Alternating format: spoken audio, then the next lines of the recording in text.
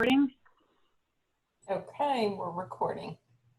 And this is the June 15th meeting of Montgomery Economic Development Corporation. We do have a quorum. We are missing Bob Kerr, Julie Hutchison, and Tom Cronin, but we have 4 members: Dan Walker, Rebecca Huss, Amy Brown, and Arnett Easley. So we are good to go. Item number 2, open for public comment. Richard, have we received anyone for public comment? We have not received any public comment. Okay, excellent. Item number 3, approval of minutes of regular meeting held on May 18th, 2020.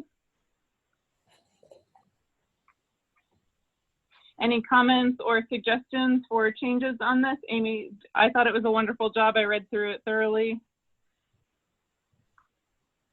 A number of items on the financial report that we don't normally have, so it's nice to see that thoroughly recorded.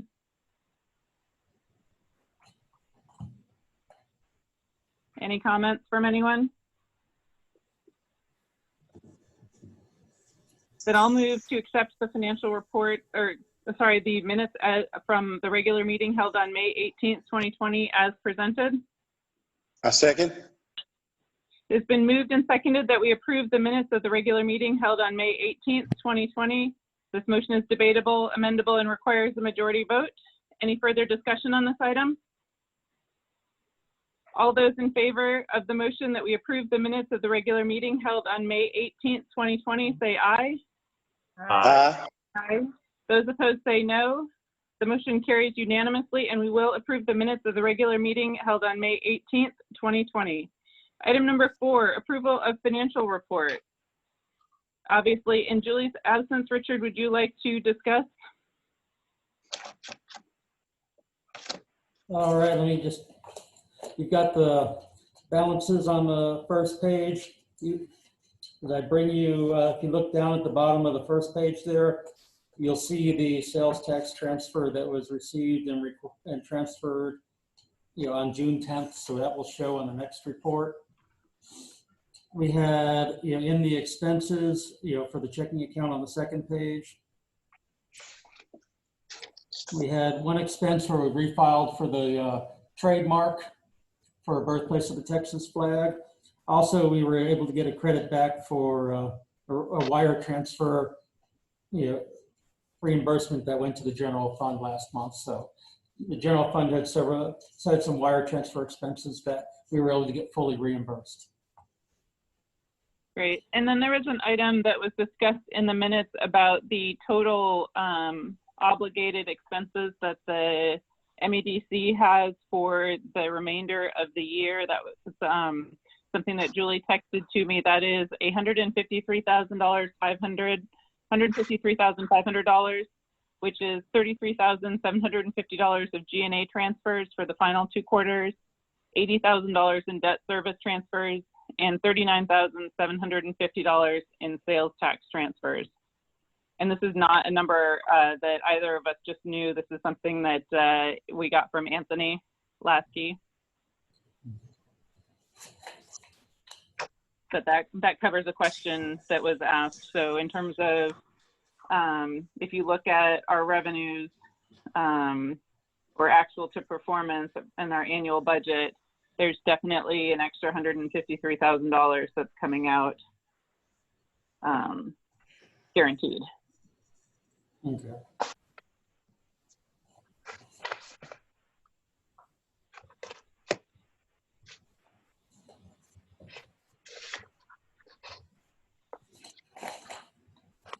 And then Richard, you and I had talked briefly about sales tax, and you had mentioned that the sales tax number that was at the bottom was actually up 14% year on year. Yes, I forget the exact decimal fraction, but we were up, about 14% from the same period last year. And I cannot tell you at this time what that is attributable to. We don't have that detailed information available to us yet. It came as a bit of a surprise to me. I really wasn't sure what to expect because the amount we just got in that's on there was for the business for the month of April. What I don't know is, were there people who filed late from March that carried into April? Was it, better than expected business during April? Was it people who were redirecting their activities? For instance, if you live in Montgomery but want to go to Target to buy big ticket items, if you drive down to Conroe, that tax goes to Conroe. If you have it mail order delivered to your home, the city tax goes to Montgomery. We just don't know how those items are playing out at the moment. So we're going to keep our eyes on that information. We should, within the next 2 weeks, have better details on the information. And so I would expect next month I'd be able to give you a follow-up on that. Okay. Does anyone else have any questions or comments about the financial reports? Hey, Richard, have it been steady at around 14% since first year? Generally speaking, yes. I'll just say for the calendar year portion, because I did go back specifically to look at that earlier or in the weekend. I believe we were pretty much between 12.5% to 15% up calendar year 2020, calendar year 2019 comparison. And there is one difficulty in doing that, which is since the city had a sales tax overpayment in September, it received no sales tax in the month of March, limited amount of sales tax received in the month of April. What we did with regard to that, because of the sales tax money that was overpaid in September, was pulled back by the comptroller. So in making that calculation of 2020 to 2019, I'm putting in there the amount of money we would have otherwise received. What we did in September was when we received the overpayment, the city moved that money, elsewhere, so it wasn't touched and just spent because we recognized the money wasn't ours. And then that money was moved back in the months of March and April to where it should have been. Yeah. So, Well, based on the line of Chick-fil-A, it should be up. yeah, I'm not going to disagree with you. Chick-fil-A is coming in at the right time to help the city. It hadn't been open long, but it's definitely making an impact on the city.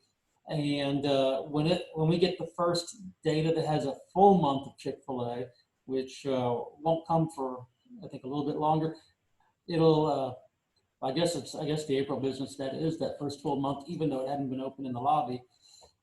It'll be really interesting to see the effect it has. Yeah, I think so then we'll get those numbers in July then, if it's April was the first full month, even though the lobby wasn't open. Yeah. Right. I believe it opened, I want to say the 21st of March, give or take a day. So it'd be partly affected in March, but we're not really going to see anything significant, I think, till April. Sure. I'm sorry, till July for the April business. Right.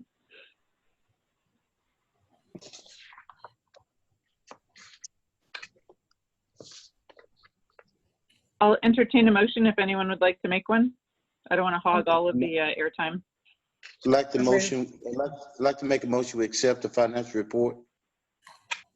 I'll second. It has been moved and seconded that we approve the financial reports. This motion is debatable, amendable, and requires a majority vote. Any further discussion on this item?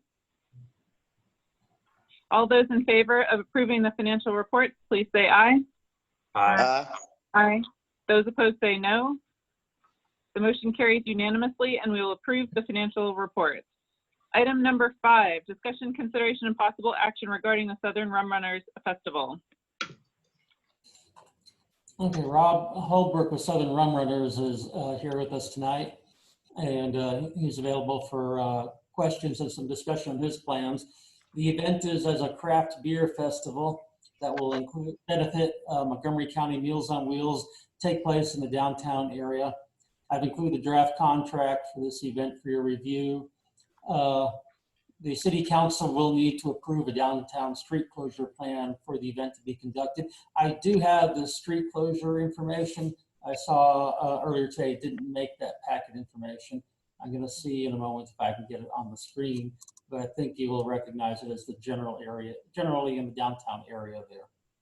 And I would say Our attorney did review a late draft of this information. Recommended, or one primary change that he recommended and asked us to put in was making the city a party of the agreement, because the city has the ultimate authority to close the roads.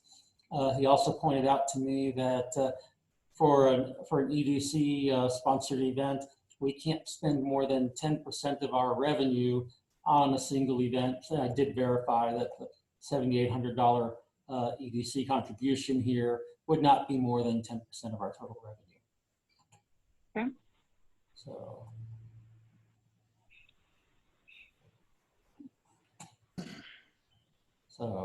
And Richard, I think Jennifer Linker is here also somewhere for questions. Yes, I see her.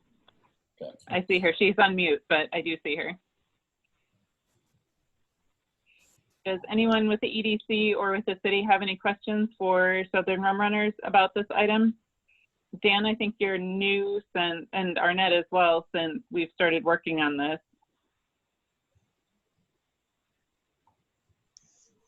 No questions from me. No, me neither. Okay.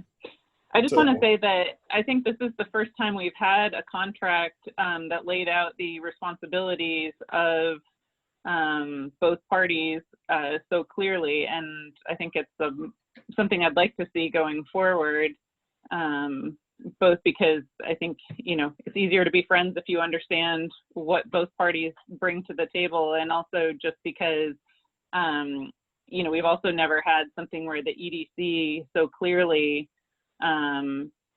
got something back for the EDC and the city. And I think that that's a great thing to use as a template going forward. Agreed.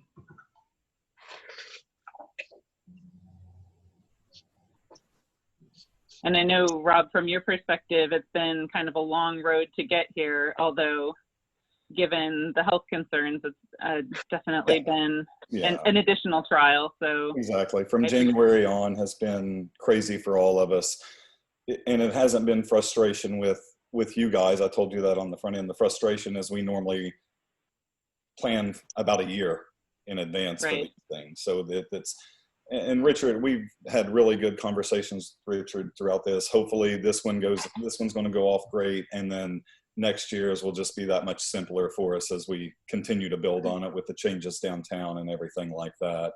And there'll be things we want to change next year, but with that relationship being built, it'll be that much easier next year to do this in October. And hopefully it's something we can grow as we go, and grow with parking, grow with the area, see what works good with community businesses and all of that. But we're excited. Jennifer and I were down there this morning measuring out barricades and everything. So we're ready to go on this, and are looking forward to it, definitely.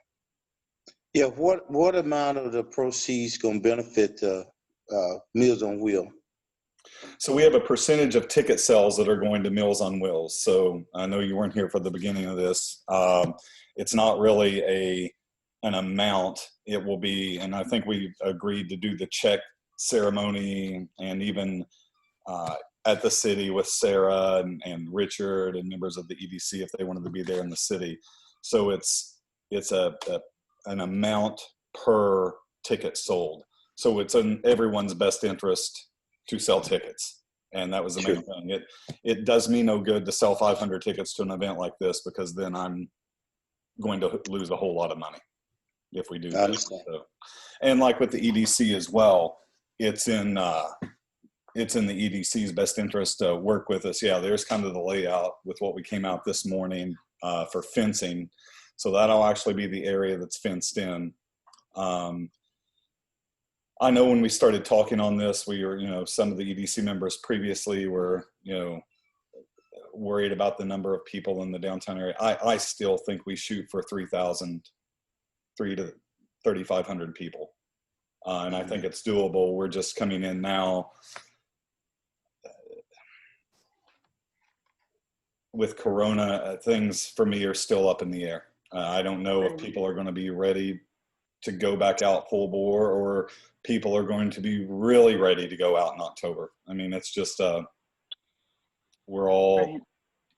we've started our wedding business back up now and seen that. And we've seen some where it was supposed to be 250 people there in a 700-seat venue, and all 250 showed. And then we have one the next night that's supposed to be 250 there and 65 people showed. So, Right. And talking about the number of people that you expect, you're not planning on putting people shoulder to shoulder within No. this yellow area. It's, no. the This is a control good zone amount. where- Yeah.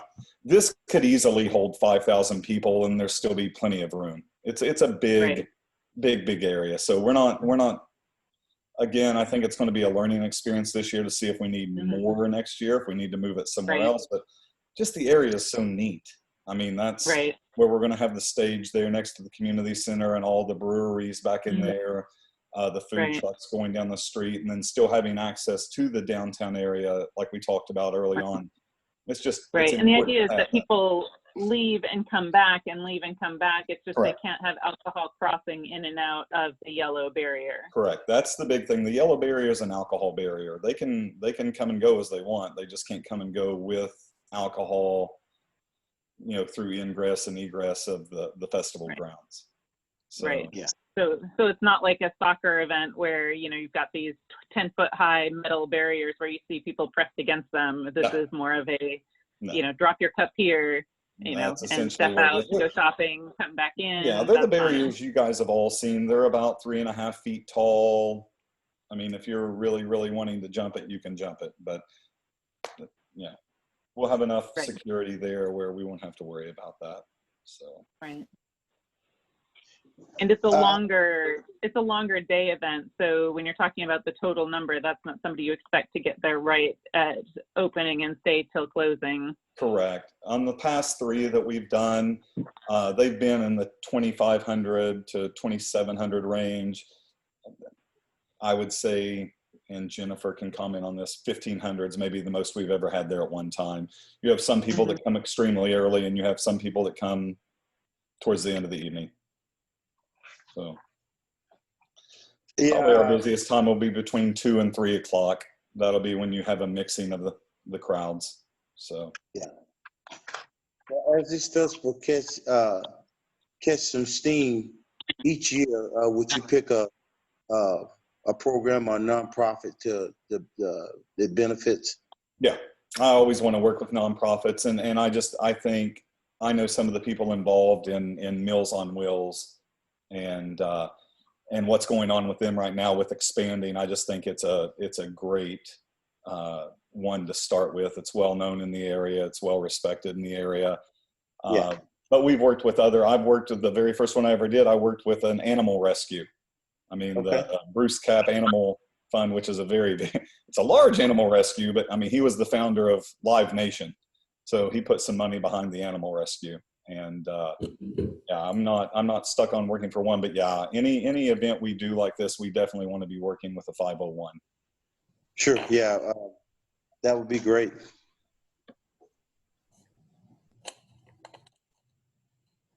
So Richard, would you like the EDC to formally vote on approving this contract with the caveat that it includes the city of Montgomery as well? Yes, ma'am. I believe we're ready for that at this time. And given the amount of time that we've been working towards this point, I'd like to be able to shift our focus towards being able to work from this point forward towards the event now. So I think we've, unless someone else has some last minute question, I know we've had some discussion already tonight. I think it's ready for that.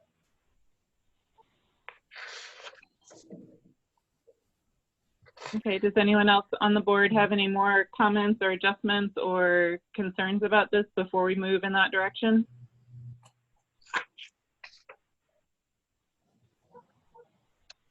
You're on mute, Amy. Unmute Amy, always. I was trying to read lips. Good luck, because I stutter, so that would be really difficult. So the only caveat would be that this contract includes the city of Montgomery. That's the only change we have. right? And for you guys, like I said before, the wording on that had to be pretty precise, because when it comes to the alcohol, the EDC and the city can have nothing to do with that area. And I'm fine with the wording that they put in, and I sent it to my attorney. He was fine with that as well. And it protects you guys still. And I understood what Richard came back with in the city attorney, with having to close down some streets, them having to be what we called a party to the contract. So.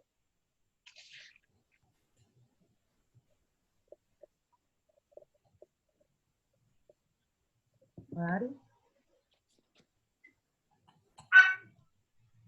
As far as your, you do have general liability, I'm sure. Oh, we have almost 5 million of general liability. Our insurance is beyond reproach. We also have liquor liability. Yeah, the city is completely covered through us on the liquor side of it. We actually pay for a clause in it that covers the city automatically without us even have to have general underwriting on that. So, and I think Jennifer may have sent that rider over to Richard, but it spells out how our coverage works. So yes, sir, we do. Cool. Okay.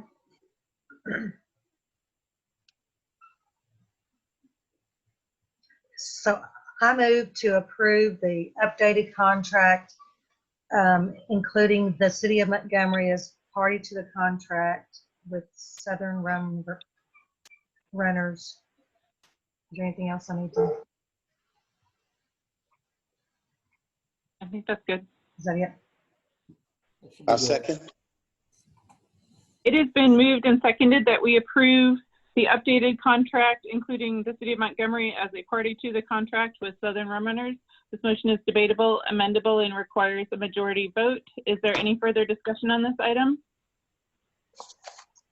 All those in favor of approving the updated contract with Southern Rum Runners include naming the city of Montgomery as a party to the contract, say aye. Aye. Aye. Those opposed say no. The motion carries unanimously, and we will approve an updated contract with Southern Rum Runners, also with a change of naming the city as a party to the contract. Item number 6, report on utility grant program to support local businesses in the city of Montgomery. Richard? All right, thank you. As of this writing, we're still at the same point where we've had 2 grants approved and funded. I know there've been some discussion with at least, I believe, 2 other businesses that have contacted City Hall that have not yet turned in paperwork. Last month, we talked about getting information into the write-out on the utility billing. We had just missed the deadline for the last to go out to the printer, so that will be going out with this next utility bill. And so we will have that information out in that format. We're also preparing from the city's perspective to send out some written letters to businesses within the city on another matter, and we're going to place the information on this utility grant as an insert to the appropriate businesses that we identify when that goes out as well. Okay. So that's all I have for you at this time. If you have any questions, I'll be happy to try to take those. Amy, gentlemen, do you have any questions on this item? Request for a different type of action? All right, let's move on then with your permission to item number 7, update on Montgomery Mudbugs and Music Festival. Richard, this is also you. Thank you. I've been in communication with Charlie Diggs, who's the promoter for the event, and he, last week he publicly announced that he was rescheduling the event to March 27, 2021. It's just getting too late in the season. There's still some unknown with how people will respond, so we felt more comfortable moving to the formal date for 2021. We've not expended any of the NEDC funds that were going to be for the 2020 event. I don't believe there's any action for you at this time.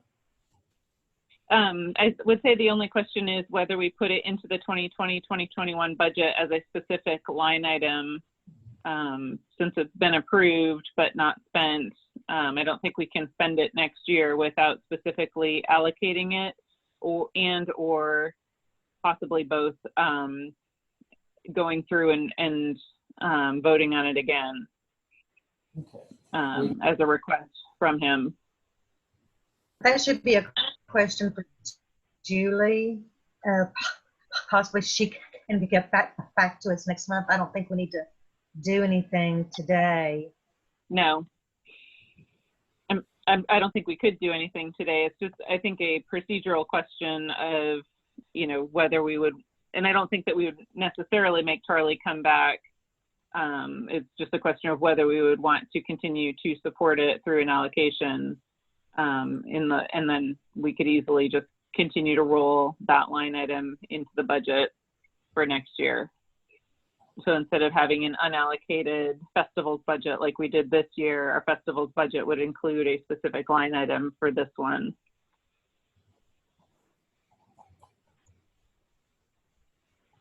Just a thought.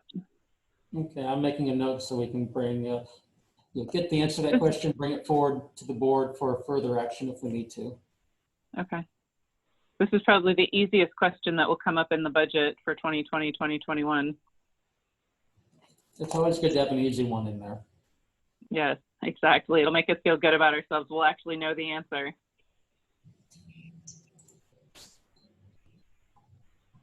Does anyone have any questions or comments about this item? Additional ones? All right, then with your permission, I'll go on to item number 8, discuss and consider approving MEDC funds reserved for blight removal for use in an additional city heavy trash pickup. Okay, weekend before last, the city conducted its regular quarterly heavy trash drop-off. We had 3 dumpsters out here by City Hall. Normally, those get filled over the full weekend, Saturday and Sunday. Before the end of the day, Saturday, they were completely full. Approximately 70% of the items that came in were from outdoor type of materials, which is why I believe consideration of utilizing blight removal funds would be appropriate, because these are the kind of materials that we're trying to keep out of the public view to help improve the look of the community.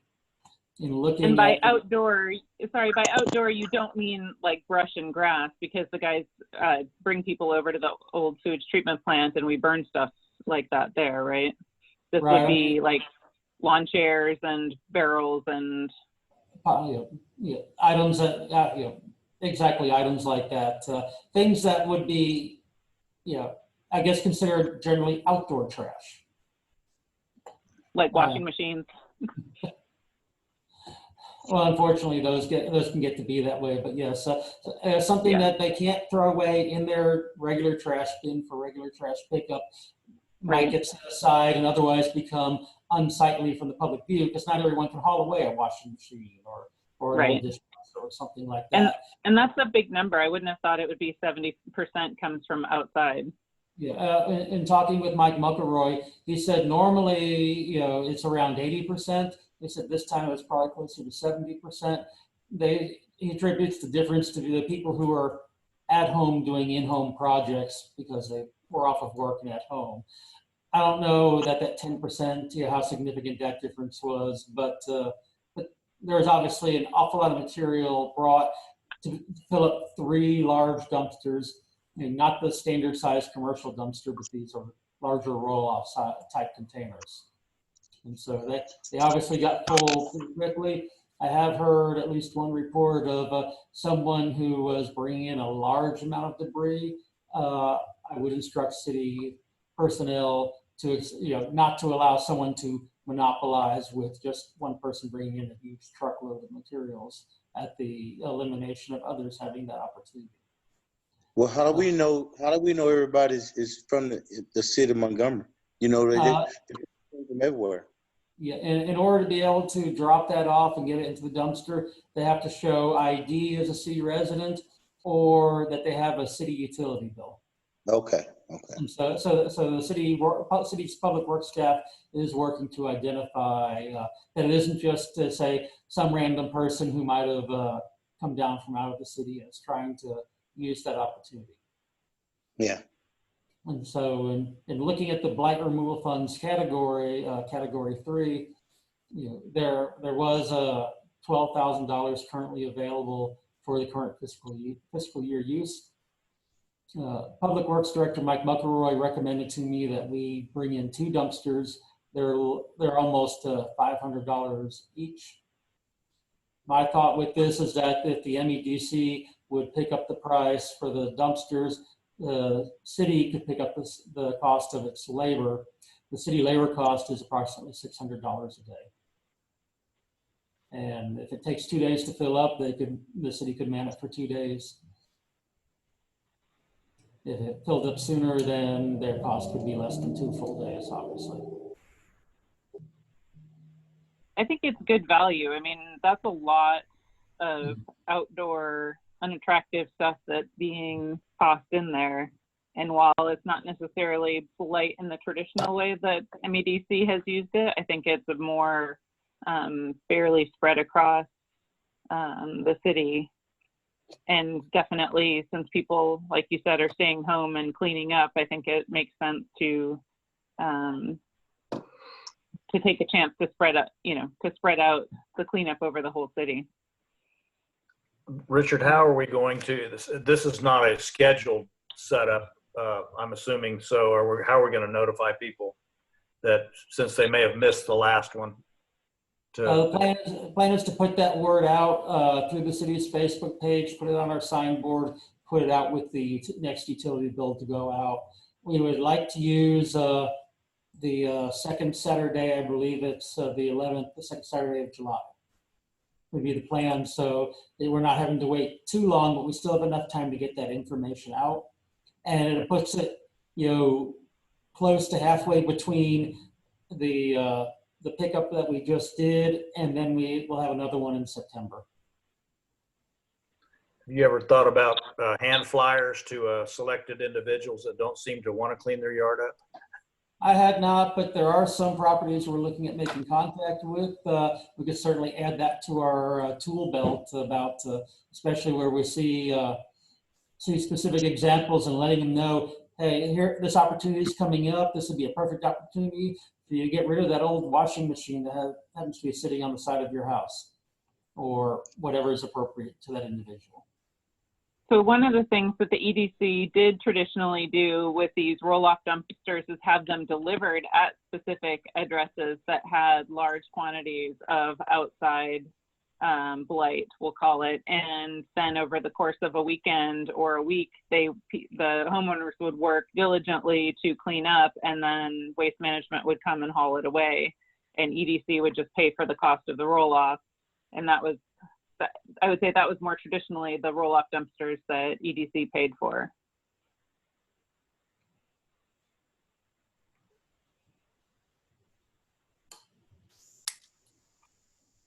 So like you said, Dan, identifying places that we wanted, or we hoped that people would want to clean up. And I don't know if it was more proactive where they contacted us and asked for assistance, or if we contacted them and invited ourselves in.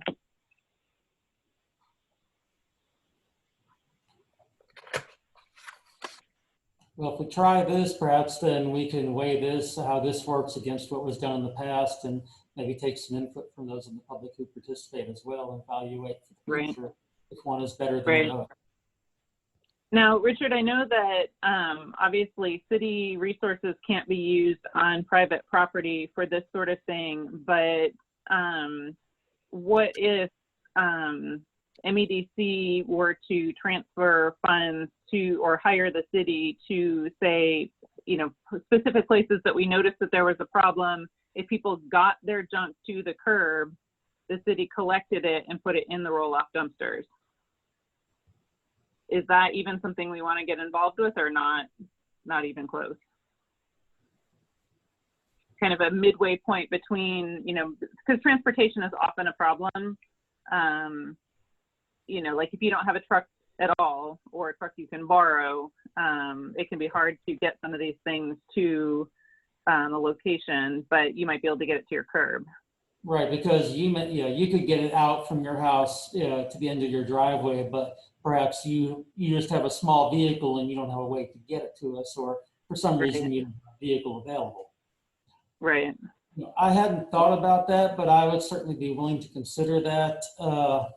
You know, at the point they get it out to the road, it's not like we're not crossing And it's not property to do it. right. I was gonna say it's not private property then either. So then you don't have that exact problem anymore. And I do think that would be for the benefit of the city overall. So I could see city personnel getting involved with that, and certainly, you know, our public works crew is probably better suited to moving some of that than than a resident who might be unable to for a variety of reasons. Well, I mean, and the city has the mini cat. Although Amy looks like she wants to say something, and I keep interrupting her, so I will.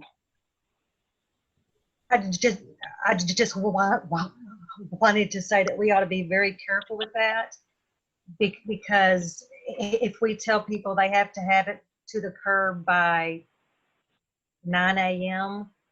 and the guys go out and pick it up, and the people don't bring it till 10 a.m. and it sits on the curb and it stays there and stays there and stays there. And we have to make a second trip out to go pick it up. It could just cause a lot of problems.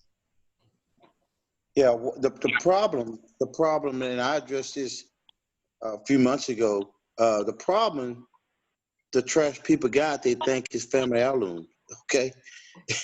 And they don't want to part with it. And we don't want to strong on anyone, but they're Right. just not going to do it on their own.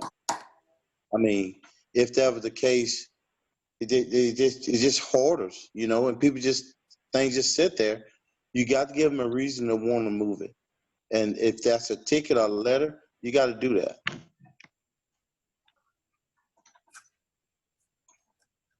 I mean, we can govern with compassion, but by the same token, they're not going to do it on their own, because if that was the case, they wouldn't have done it. Look how many heavy trash days we done had, and it's still the same way, you know. So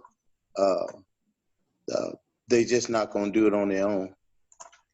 I mean, I've tried multiple times going in and talking to people about it, and this is where my stuff is not hurting anybody, you know. So that's the problem you have. But possibly if we just limit the pickup to people that we've sent letters to, and tell them that if they will put it on the curb by a certain date, we'll pick it up. But to open it up to everybody, Right. be a nightmare.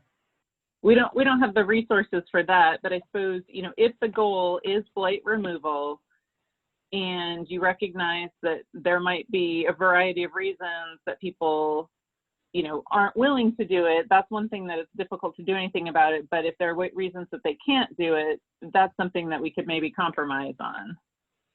You know, that we've provided the open dumpsters and the location, but if they can't get to it easily, then we might be able to meet in the middle for the locations that are the worst. And again, MEDC has dealt with that before with placing the roll-off dumpsters in certain locations. And this might be for smaller places that aren't as bad, or for people who don't have the ability to, you know, I mean, it's hard to lift stuff up and put it in those roll-off dumpsters. It's definitely easier to, you know, have equipment that can do it for you. But the guys out there actually take it and stick it inside the dumpster. Oh, sorry. I was just talking about when MEDC has in the past delivered a roll-off. Oh, yeah. You almost need a two-stage at that point. Get your stuff into the back of the pickup and then stand in the bed of the pickup and then put it in the back of the roll-off. A lot of times those little small roll-offs have the ends of them actually open. They're hinged. So they can that's walk. true. Good point, Dan. So maybe answering this first question as an aye or a nay, and then Richard, thinking about maybe other options for what we see that doesn't get cleaned up with this option would be the best way to go with this. I think it probably would, and I think we can, we can look at if those who need help, perhaps on a case-by-case basis, and try to find ways to reach them between now and that date. And if we see something that falls through the cracks, we can look at addressing that later. But I think, given the opportunity, we can definitely do it in an improved fashion this way as well. Right. Maybe like Arnett says, send a letter as the hammer, and then, you know, say, oh, here's my carrot. You only have to get it to the curb. Let's meet in the middle and maybe have more success that way. Yeah.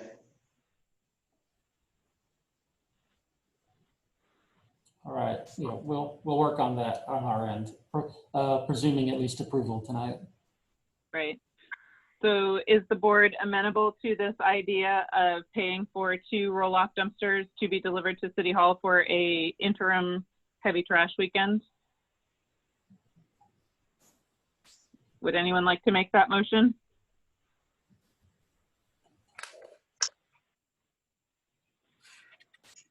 I'd like to make the motion that MEDC approve 2 dumpsters for roll-off at City Hall for heavy trash pickup. I'll second. It has been moved and seconded that MEDC pay for 2 dumpsters, which I assume, Arnett, you mean that it would be approximately $1,000 to be taken from Category 3 account 56429. This motion is debatable, amendable, and requires a majority vote. Is there any further discussion on this item? All those in favor of MEDC funds to be paid for 2 additional dumpsters for heavy trash weekend to be taken from account 56429 blight removal, say aye. Aye. Aye. Those opposed say no. The motion carries unanimously, and we will use MEDC funds for blight removal to pay for 2 additional dumpsters. And item number 9, discuss and consider MEDC funding of painting concrete car stops in the city of Montgomery. Okay, I believe you can see what I'm sharing on the screen, which is what we're talking about if someone's unfamiliar with them. Last month, we saw the image of the first one of these, which is pictured now, and it's just off McCown, in the downtown area. And this was something city personnel did, with markings to symbolize the Texas flag and in honor of the city's heritage as the birthplace of the Texas flag.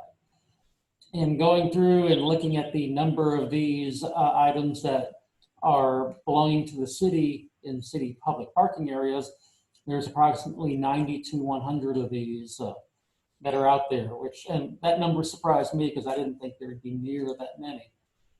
But they just kept adding up as we counted them. And so the city's public works director estimates the cost to paint each of these to be in the $50 to $55 range per unit. This is contingent on them being able to do multiples at one time. And almost all of this is labor cost. This does not count ones that are in private parking lots throughout the city. And I'm bringing this back to you because there was some discussion at last month's meeting whether the MEDC would want to make some contribution to put more of them out there. Since this time, 4 more have been added, and they're kind of scattered through the city. They were the object of a citywide contest on Facebook a couple weekends ago that some of you might have seen under the city's historic Montgomery TX page. So if you have any questions, I'd be happy to try to take those. I've got some questions. That particular car stop is on McCowan Street. Since we're going to be talking here soon about redoing McCowan Street, I don't think we're going to have any car stops there for parking on McCowan Street in the future, are we?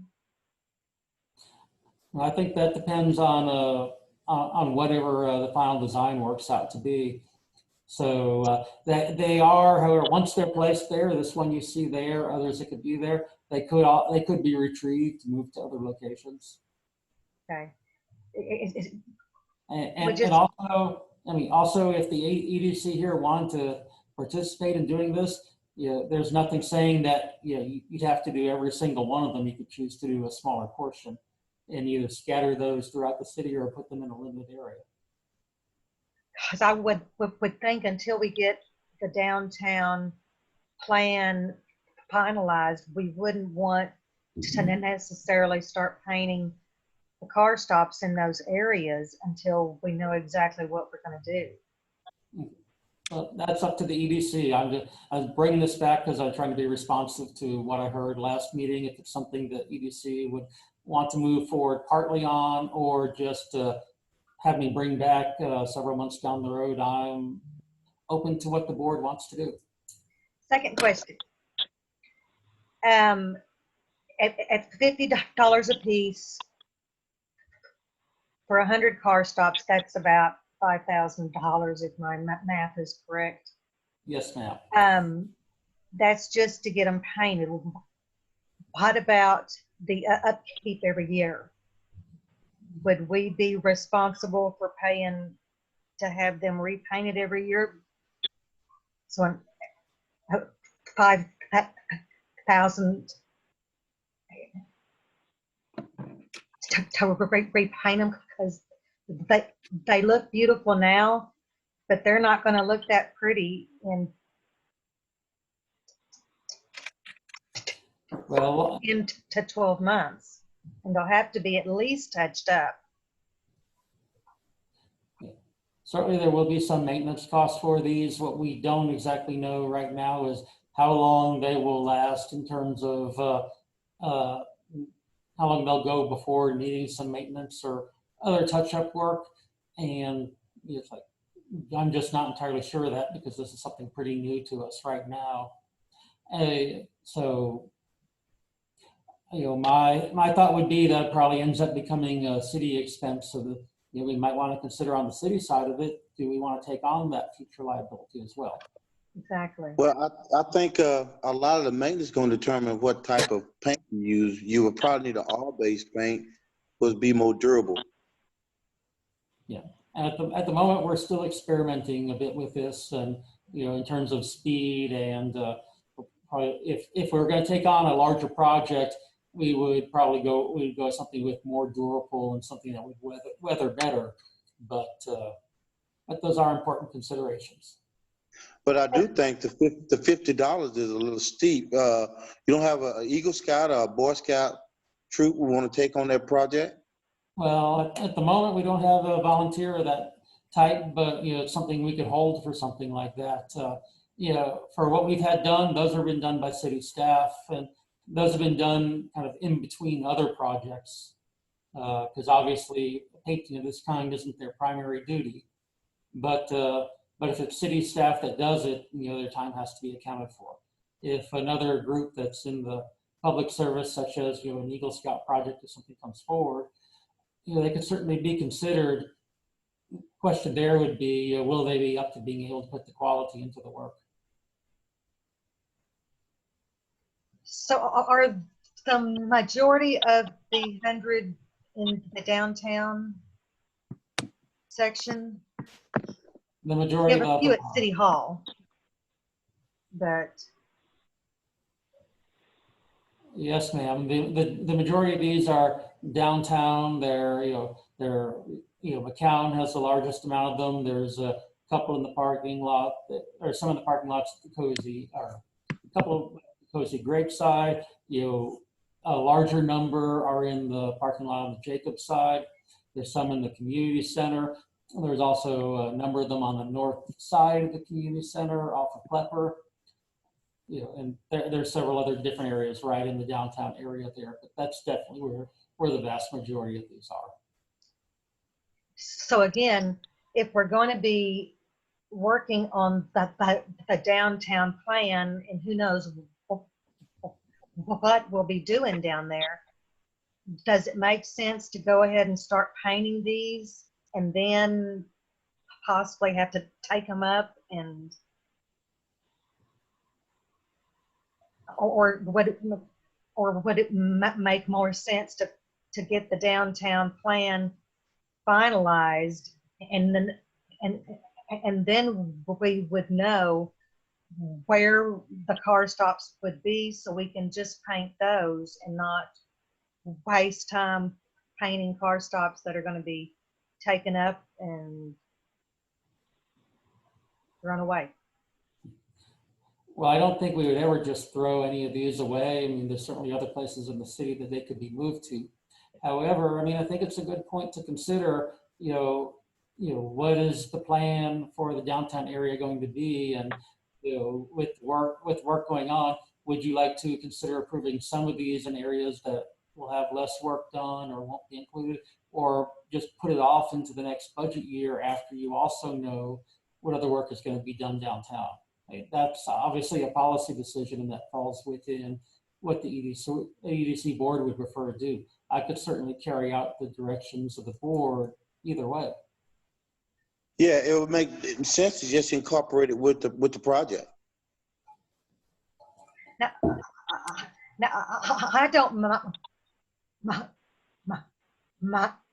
mind having those at City Hall painted, because we know that's not going to change. But if the majority of them are in the downtown area, I think we should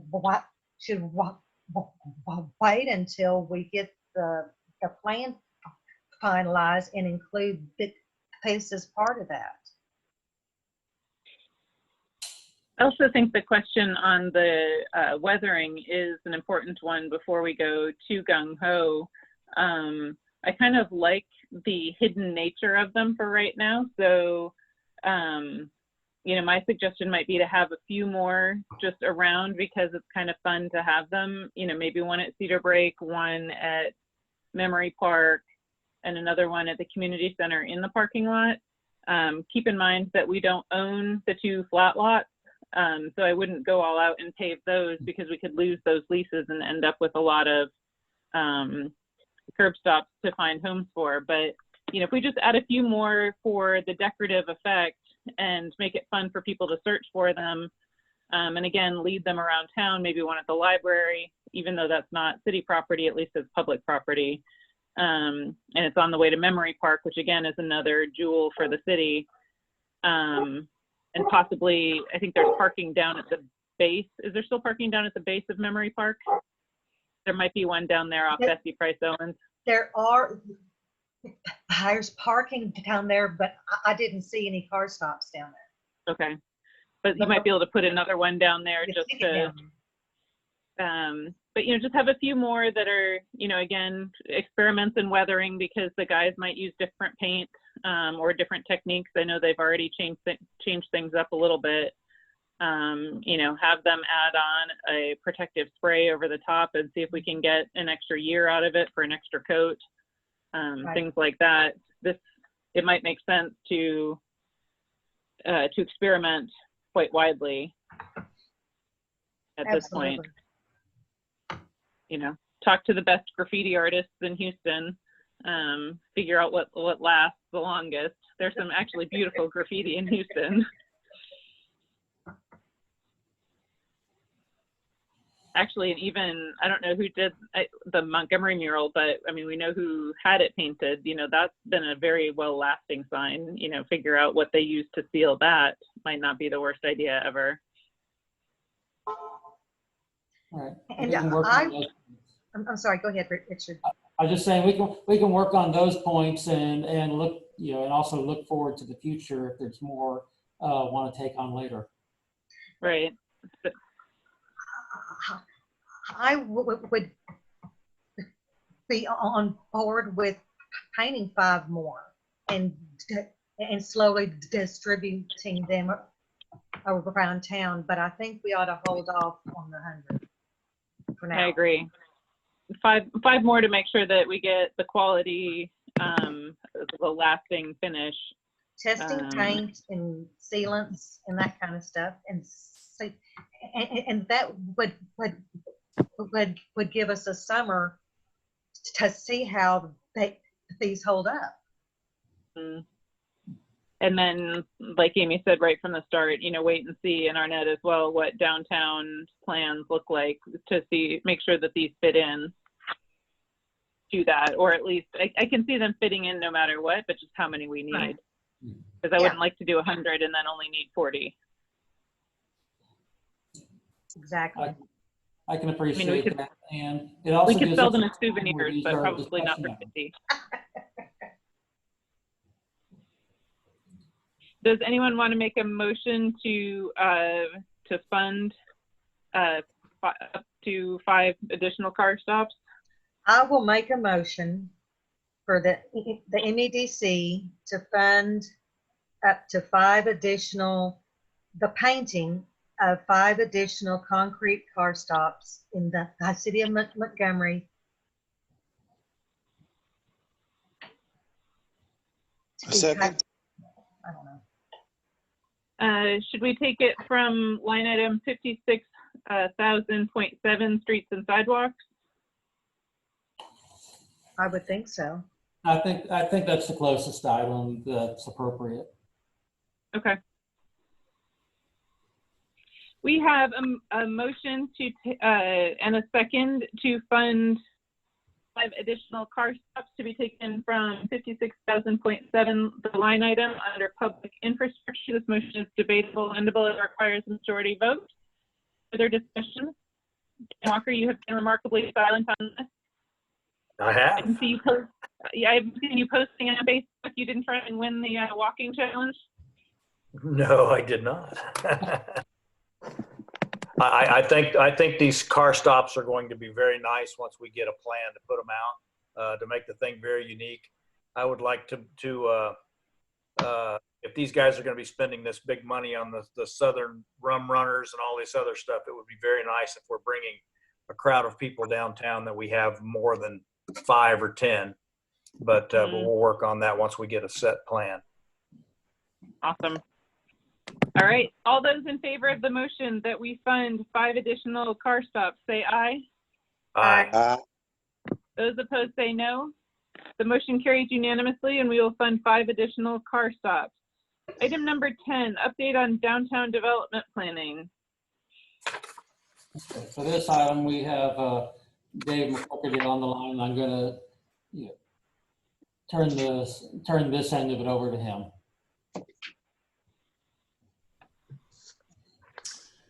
Good evening, MEDC. I hope you guys are doing well. Let me see if I can get the screen share off of Richard's. And so, as you see in the agenda item, President and I met with Walter Peacock from Texas A&M. Short of it was his group was asking him, hey, why aren't you finished with the city of Montgomery yet? And he said, well, it's because I'm waiting on the additional help that Texas A&M had told him he was going to have. So he has an editor now working on the comprehensive plan, as well as a grad student who is working on the RFQ for the downtown design. And I'm going to show you a map on my screen here. What we had kind of settled on, if you can see this, is and if you'll just forgive my view because I'm going to be looking at the side, but I don't want to move my monitor at this point. We're, are covering the core downtown area. Ignore the dash lines for now. Those are kind of a future thing that this map was looking at something else. And I don't think that in talking with Walter, we had talked about downtown or including gyms and the Larry Jacobs Moon Over Montgomery short-term rental cottage project in the, kind of in what we think of as part of downtown. But here's why I would. If you see, the number of houses to the north of gyms, if we want a pedestrian-friendly space,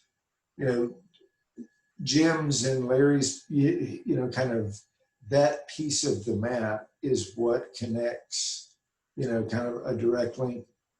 Otherwise you're walking through a parking lot or, along the roadside in the ditch. And so at any rate, By the end of this week, we should have a draft of the RFQ, at which point we can review, but the idea would be, 6 weeks from now, we've got something that we can look at going out for an RFQ for the design services for downtown. Again, the LA students from A&M gave us a very, very good direction on which way we're going with the design work, at least in terms of, this is some of the stuff that we like, this is some of the stuff that we don't like. So if that's what's going on with downtown, I'll be happy to entertain any specific questions or thoughts you have.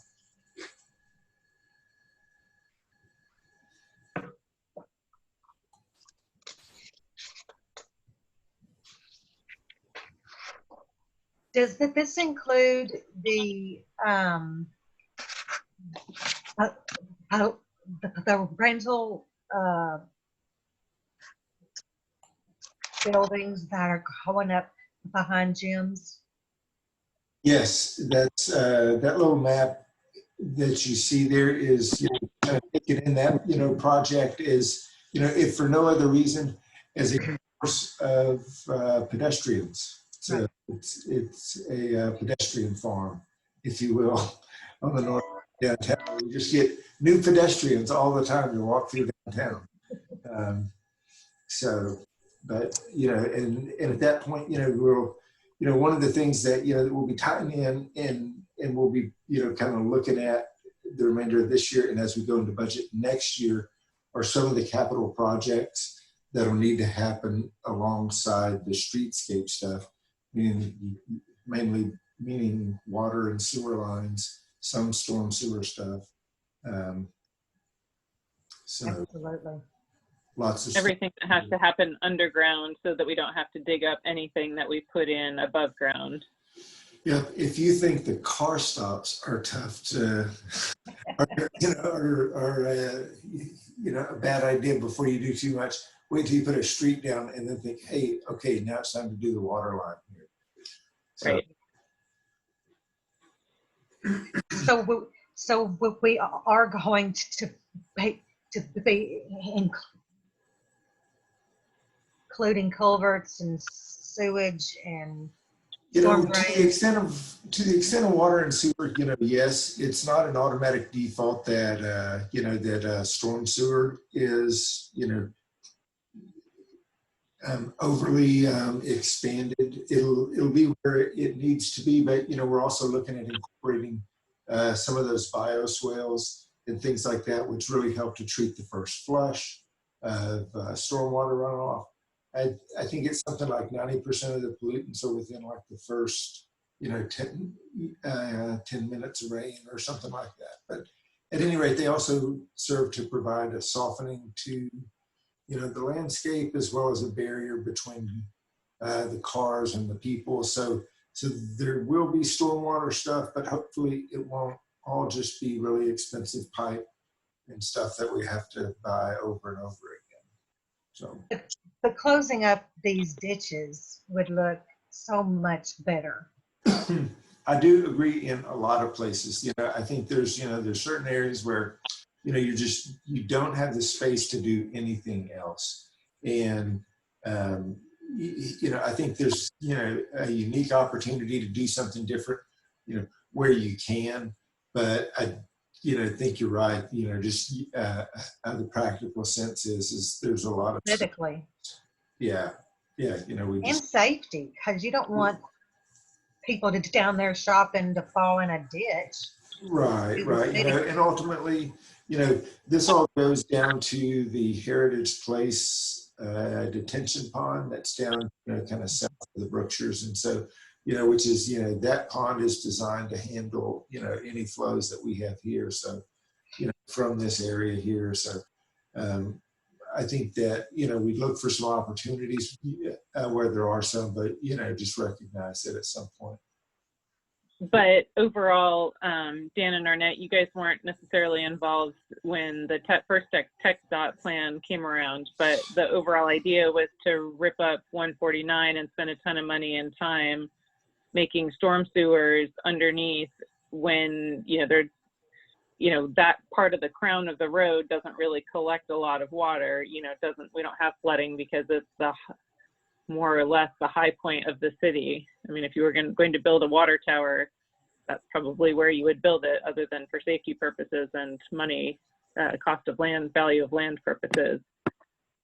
So Amy's talking about a little bit further onto the McCown part where there are ditches, and maybe Prairie where there are open ditches that maybe the water could be diverted into culverts instead of open ditches. I assume she doesn't want culverts on 149. I don't want culverts. I don't want ditches where people can fall in or like drive their car in like that, like the last time. Didn't we have a car drive through during one of the antique festivals or something? Drove into a ditch. Oh, well, I think that one person just drove through the barricade for fun, but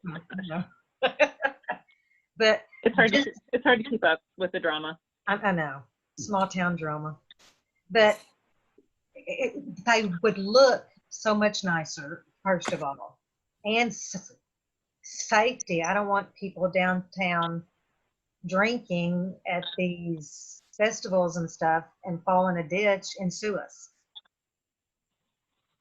So that wouldn't be a good day. No. That's my thought. Well, appearance-wise, I do think it'd look good down there. My concern would be, and asking Dave, to be able to put all these things in, are you going to be able to preserve some of those real old trees that are down in those areas? Because a lot of them are right in the ditch. I think, I think it's a species dependent thing.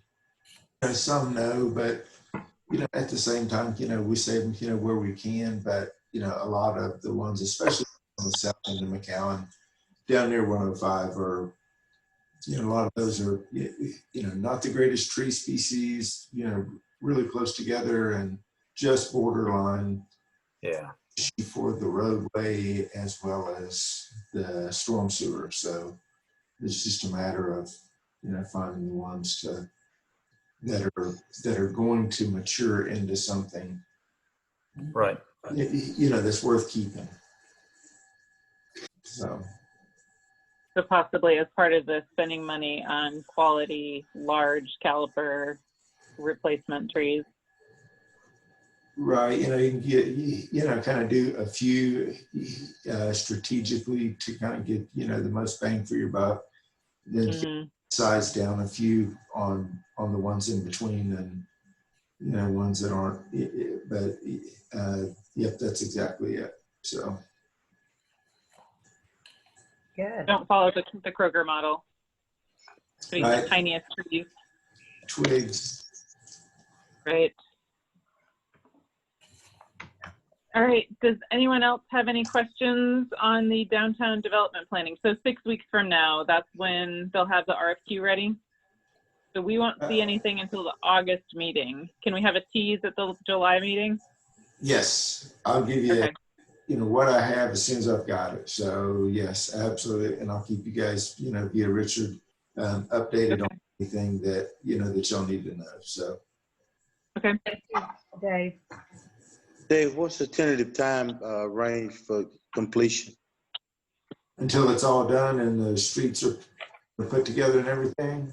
I think we're, realistically a couple of years, just as a kind of ballpark guess. I think we're, 9 months or so in design work, not for necessarily the streetscape, but again, back to that, the infrastructure stuff, figuring out, what needs to be, replaced under the ground before we start making it nice. In the whole context of the project, the design of the downtown stuff is easier to, to work on than, certainly, than some of the older things that we don't know exactly where, the pipes, are and things like that. So. And it sure would be nice if Entergy could be rerouted to Prairie or somewhere else. Right, and go underground or something, is that what the, Well, even above ground on Prairie would be better than above ground on 149, but below ground on Yeah. Prairie would be nice. yeah, Very all things nice. should be evaluated, yeah. So, okay, then with your permission, we'll go to item number 11, discuss and consider social media marketing plan and development options. Take it away, Richard. All right, we got a couple of sub items here. Do you want me to go through everything first, or you just want me to hit them one at a time and then let the board? I want you to let your inner design artist take the wheel. Okay, well, I'll put all my design artistic talent together, and that should fill about 90 seconds if we're lucky.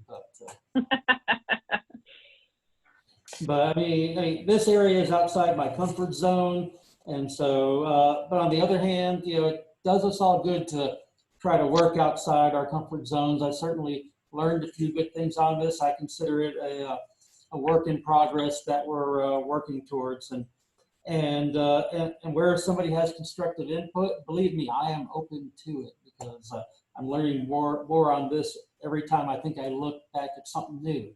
And so I'm happy to take that input. Starting with A, consider options for an updated social media profile image / logo. We've been looking at some items and trying to incorporate elements of the history. So we have the history of the goat, downtown area, going back in the early 1900s, and the birthplace of the Texas flag. So if you look at what I put up on the screen, are a couple options. A myriad of these have been worked through. Having something closer to a final design. The area where we've really bogged down is how to make the print look. And so I hope the image I'm putting up here, conveys it really well. There's also a printed page in the book there. So kind of pause here for a second to see here if I have any input from the EDC board on these items. Do we want to add City of Montgomery, Texas? Or not? It's just a suggestion. That came up in the discussion today about the website, how useful it is to have City of Montgomery, but I'm not sure if you can put that on there without it getting too busy. Too much. Unless you stick it like under his belly. I do like the smaller font, so the goat stands out more. So the original? Yes. But I still don't like that font. Okay. It's almost there.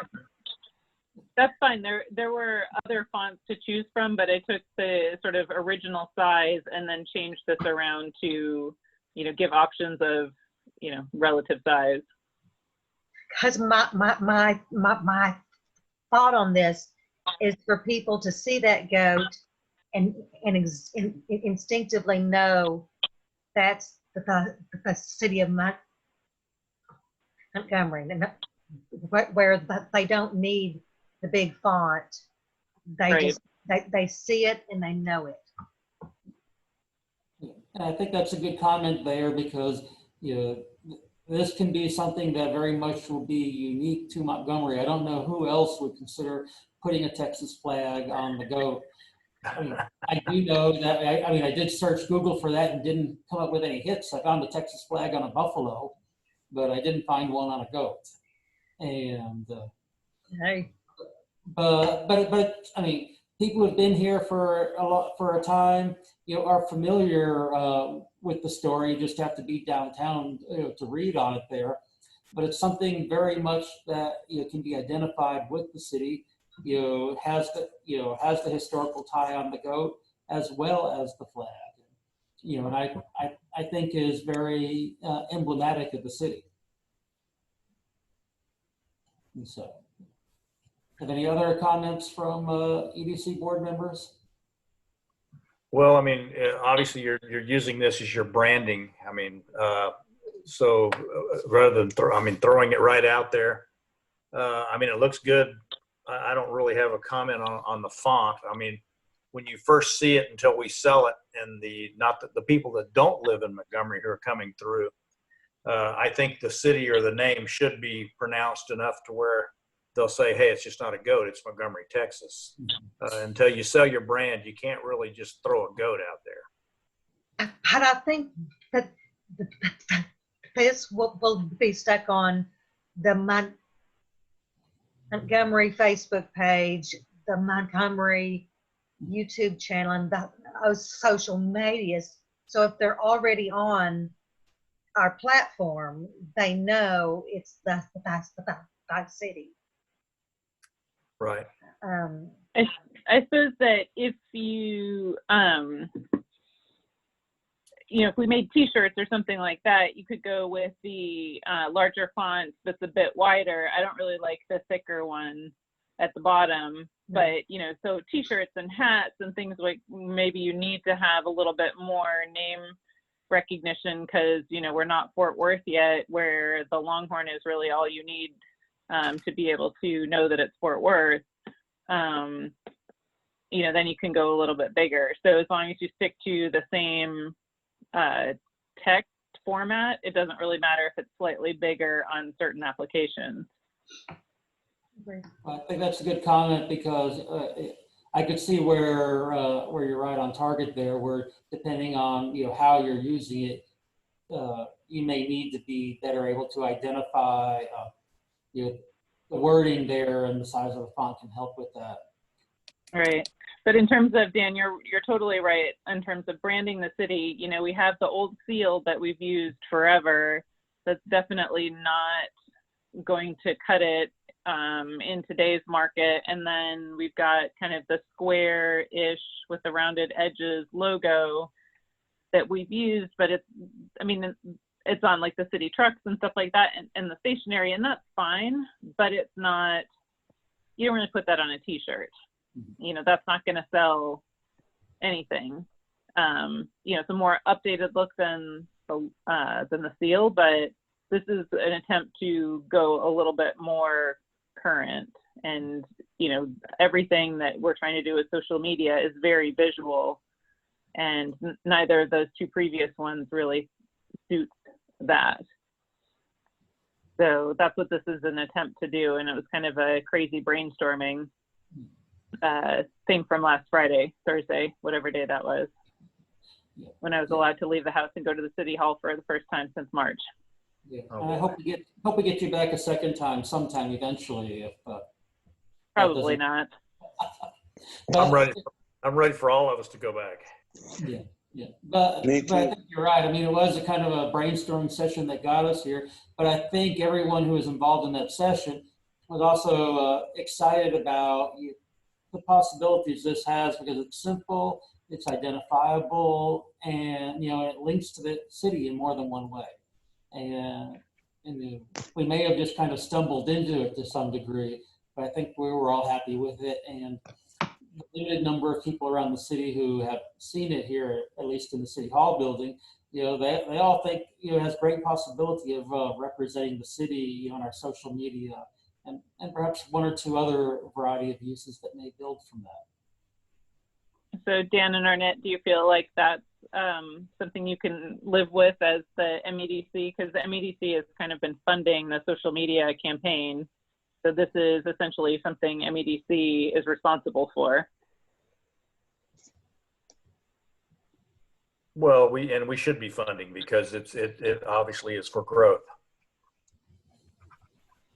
So can you live with a goat? I can. Well, I was thinking,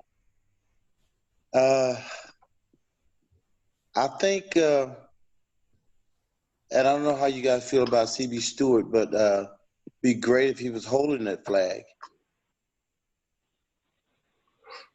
Just a thought. I'm okay with the goat, but people, they can relate to C.B. Stewart and know what he was to Montgomery. Mm. But I think we're trying to get an audience outside of our town so we can get people coming in to visit. And unfortunately, most Texans, I grew up in Texas, and I had no clue of who C.B. Stewart is. And this is a very humorous, something you won't forget. I mean, it's a goat it's a Texas flag goat. It would catch attention. I think it would be more attractive to people in their 20s, 30s than. But what about a person that want to come? What about a person who want to bring a business here? Excuse me? What about a person who want to bring a business here and open up? Then we send them official stationery with the Sirius logo on it. Yeah. I mean, reality, this is really aimed for the social media market. So Sure. that's one reason why we're trying to keep it simple. But And funny. Yeah. But for more formal communications, obviously, we would use something more formal in design. Right. Sure. And then I think also, you know, from a tourism and a positioning and a practical standpoint, you know, because we have an old city, because there is a lot of history, you know, there's somewhat of a problem with examining our history and putting it in the context of today's lens. And you know, having somebody like C.B. Stewart, who, you know, A, may not have been the actual original designer of the Texas flag, B, was certainly not a perfect person in today's exacting standards, makes it more difficult to stick to some of our more traditional figures, whereas the goat is just a goat. And that makes it a lot easier to have him represent the city. So the goat. So you said the goat wouldn't create no controversy, huh? Well, I mean, I've already thought of some controversy because obviously the goat has some symbology that's less than religious. So, you know, so I think that, you know, when we introduce him, we'll definitely have to tell the story, know the story, tell the story, simplify it, that sort of thing. So, no, I mean, nothing's without controversy with history. Yeah. Well, when you're driving people to the website, and that's, I guess, the intent, you've got about 2 seconds to grab their attention. And with the goat, it may make the young kids or whoever just say, "Why the goat? What's the Right. story?" Yeah. Right. Yeah, and at that point, you've got their attention, and then you can start the story. The story doesn't have to be a long telling.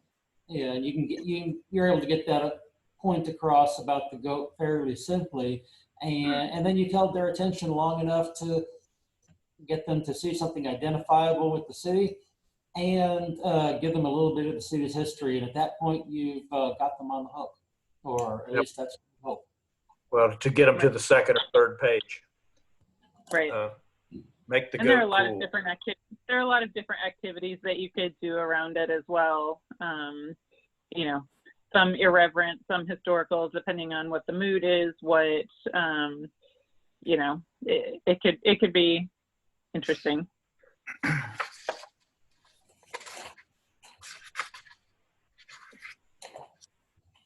Arnett, do you have thoughts on or knowledge of, because looking at everyone in this picture screen, you've lived here the longest. Do you have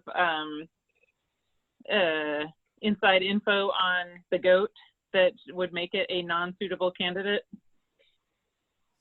I don't. The story just revealed to me a few years back, and the significance of the goat is what it is. I mean, you know, I think it'll be okay. I mean, it is an attention getter. So. Okay. All right, well, thank you. I move on to item B then. Consider items, social media budget. In our brainstorming planning workshop that we had, we were looking, included looking at ways to expand the social media reach. One of the primary things we were looking at is utilizing the existing social media, Facebook, Instagram, branching out into a historic Montgomery TX specific historical video for YouTube, as well as using Nextdoor as a messaging option. One of the significant items that we probably need to look at for regarding social media is a software package to try to coordinate multiple social media channels. Looked at several of these. My knowledge is certainly not exhaustive. If somebody has something to add, I'd be happy to hear that. Hootsuite, I know, is, and again, I'll say that Hootsuite, Hootsuite, is a program designed specifically to do just that for multiple platforms, maintaining one identity across those platforms. Has a $29 a month option with a 1 free month trial that I think will work for us, at least definitely to get us started for several months. And I think that would be worthy of our use. Amongst other things that it can do, it'll help us to be able to schedule posts that will be going out. So as you're managing each account live, someone needs to set up a post and then actually post it. If you want something to go out at 9 a.m., you need to be working on that, before 9 a.m. and be sitting there ready to press send. If you're utilizing a software package for it, you can set that up and have it programmed in to go out. For some of the kind of things that we might want to do for Facebook, Instagram, some of these social media items, is to set up a whole line of posts. We program them out to go out in a certain pattern or a certain period. A consideration with posting is you don't want to put too many of them out too soon after each other, or you're going to detract from one by putting another one on top of it. So you need to be able to spread those out. And so in some ways, with some of the ongoing posts, you may be trying to tell a story. You're going to have to want to try to put these out and program them in a certain way. There are some courses to help design and work with social media platforms. I think we also need to look at setting some money aside for training of that. There are some free options available on the internet that I think will be helpful to us. I think in order to try to get a significant benefit, we need to consider spending, a couple $100 here or there for some of these courses on social media marketing to make sure that we're, taking something with significant value, the city's identity, and also the value of the time and the money that then put into these accounts. And sometimes it's a lot more time than money, but even volunteer time has value. And be able to maximize our benefit to reaching the public out of those. Some of those training courses, they'll be $200, $250 each, but I think that's, a small price to pay for the value that can be gotten out of those. I would also note with this, with regards to training, because of the pandemic situation, we've not spent a lot of money on training this fiscal year. I think the money is already in the budget, for some of these training. It's just a matter of redirecting it off of what it had been planned for.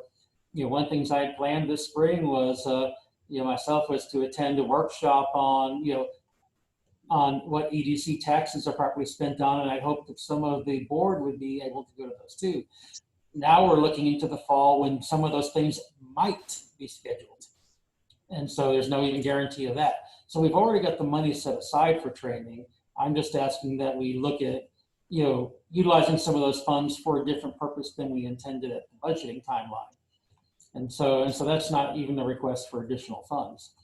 I think, my glance at the training budget, we have at least $3,000, that is likely to go unused at this point this fiscal year. And, there's about 4,400 unspent at the moment. There is one course coming up in October that I'm required to take that I would have taken earlier this year had they not been canceled. That's a $700 course. So deducting taking the 4,400, deducting that 700 out, that leaves about $3,700. So I'm rounding that down to say the $3,000 figure I just gave you.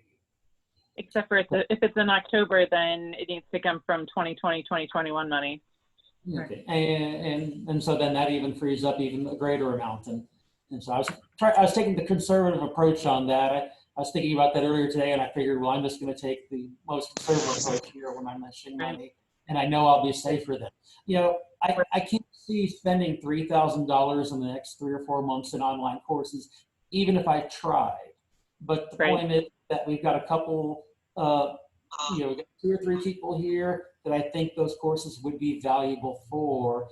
And even if we later down the road go the route of trying to contract some of this out to a professional because it gets beyond our ability, we still have a better understanding of the work that needs to be done and a better way to be able to manage that person because we've taken these classes. So I think those have a value. And so you mentioned volunteers. So I will pause and let the board talk.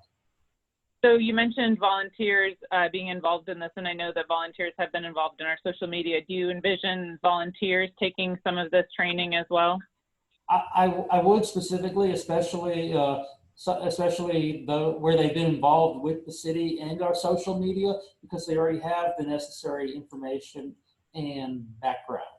I'm not saying I'm just looking to go someone pull them off the street and because they're a brand new volunteer, but someone who's put the time into it, and put the effort into it, I think that's a worthy investment. And so, okay, so for full disclosure, then that includes MEDC board members and city council members and mayor. So is that, do you think, going to be something you need to discuss with our lawyer, or does that need to be something that the board needs to specifically approve? Well, I think that's entirely up to the board. I think it's normal in a board environment for board members to attend paid training sessions. If this was a tax-based training, I don't think anyone would ask that question. And I'm not trying to disparage the question. I'm just pointing out the equivalency of that. I do, the money has been budgeted under training without regard to the specifics of training. I think I think that it's not necessary, but there would certainly be no harm in the board approving a motion, to authorize, the city's administrator to initiate training activities that may include city staff, and EDC or city officials. Okay. That would make it most clear because, like I know Amy went several years ago to the sales tax training and it was incredibly valuable, and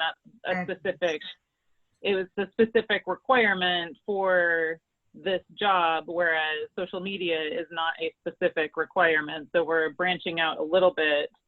So I suppose if the motion were to be made and passed, it would be more transparent if the motion included understanding that it would be officials and staff that could be involved in the training.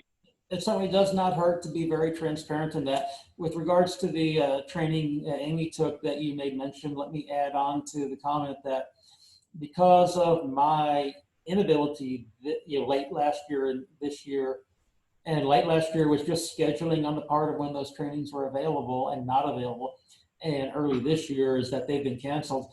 The most value I've received in some of that is by Amy loaning me the training materials from her course. So just because the course is taken one time, it doesn't mean that's the end of the value. Amy, especially here in my first year, I've just passed my first year mark with the city. She has been an important resource for me because of the education she had. She didn't just learn that and retain it for herself. She shared that with me and became a resource. And likewise, that's what a training course should be. And so I envision anyone who else would take any training course on behalf of the EDC, would likewise still be a resource for others in the future. Okay. So does anyone have any other questions on those elements? And I'll move on to the website. Do you want to talk about paid posts? Is that an element that was intended to be discussed under this? I'm sorry, you skipped on me. I heard paid, and then I just heard the voice. Sorry, paid posts to boost viewership. Okay, yeah, I'm sorry, I skipped over that in my notes. Thank you for reminding me. In some of these social media environments, there's payment that can be made to boost them. I think in the internal terminology, at least for Facebook, but it's essentially a small advertising fee to help put your items in front of additional viewers, additional readers, subscribers, whatever the appropriate terminology is per platform. And those have the ability, to very much magnify the eyes that see. I know we've seen through some of the city posts, a much wider circulation. Some may have seen earlier this year, there were some posts on items that should or shouldn't be flushed down the drain, like items, unfortunately named flushable wipes, which really, they're called flushable wipes by manufacturers because they can be flushed. I'll tell you, someone with a public works background, they should not be flushed because they can clog up pipes. And and we have lift station pumps in parts of the city that are routinely having to be pulled up to be manually unclogged. Well, I think, by spending $50 here or there to boost some of those posts, we've more than made up that money by extending the amount of time between those pumps having to be pulled up, which is hundreds of dollars of manpower, time, and labor. And so if we could just delay even one of those from being pulled up a year, that $50 is many times recovered. I'm not saying every time will benefit a city department like that, but in terms of social media advertising, you can very much magnify the amount of people who are seeing that post on top of just the people who see it locally and they share it and they tag their friends and so on. You're essentially broadcasting out, I guess, on steroids with that. And I do think we need to consider some money in the budget for or authorization, at least for the remainder of this fiscal year. It's like there's certainly several options in there. There's some money left unspent with some of the printed material. There's definitely a lot of money unspent in the events category of the budget because you're not having the outdoor events. Those would require, I think, board action for clarity to redirect some of those funds to social media. And so I do think that is very much a worthy option to incorporate. I would say, at least, I think $1,000 would probably more than get us between here and the end of the fiscal year. We'd probably leave most of that unspent. But I think it's the start for a budget going forward that shows the need that we're emphasizing on using social media as our advertising platform. And then we also talked about contests, activities, and that kind of thing that might need a financial oomph for either props or rewards or prizes or whatever you want to call it. Right. Right now, we've we've run 2 contests just recently. We're in the midst of one of them. The first was a walking contest, and basically to GPS or measure, with regards to those car stops that we saw earlier.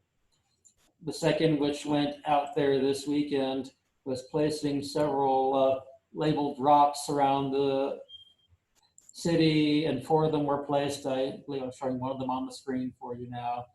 And it says Montgomery, birthplace of the Texas flag on one side. On the back side, it has you telling you to bring that to City Hall and in exchange for a Texas flag. The Texas flags are something, or for these first two, we've used Texas flags for the prizes because we have them. Obviously, you know, if you can't offer a Texas flag for every single thing you're ever going to have a prize for. Eventually, everyone will have a Texas flag. But it's something we have in stock. It's something, you know, that's neat to have, and it's a good starting point. With both of these, we've proven that we can do something fairly inexpensively to start with. I think to get more focus and more people into it, we'll have to branch beyond that. And I do think we would need a budget for that. You know, I think, you know, if I could get the EDC board to budget $1,000 for the rest of the fiscal year, I think that's more than we would probably need. I'm happy to take suggestions if someone thinks that there's other ways to go. I think, you know, we could encourage, you know, and maybe, you know, have a contribution from city businesses to maybe we pay from the EDC 50% of a prize that is like, maybe we're able to get a business to contribute a $50 gift card and EDC pays 25 to that and get them to sponsor a prize for something we do. We may also have, I mean, you know, for these rocks, we use rocks that were picked up out of a garden. And I won't say whose garden, I'll just say, you know, but they were loaned graciously to us. But, you know, they're not all going to be that inexpensive, but they don't have to be extremely pricey. We can be frugal with what we do. And still make a splash out there. These posts, you know, while they haven't been seen by a ton of people, they could certainly be seen by more if we boosted them. But, you know, at the same time, they've generated a lot of local buzz within that population. And I think that, you know, they've certainly gone well beyond the cost that was put into them. So, any comments or questions related to those items? Or is there something else you'd like to pick up on that I may have missed over or glossed over too quickly? No, but don't forget about item C. Yeah. Item C, you know, considering a budget for updates to the website. We had a meeting earlier today with our website people, and I think that was fruitful with them being able to help us with some minor changes that we're looking at in the shorter term.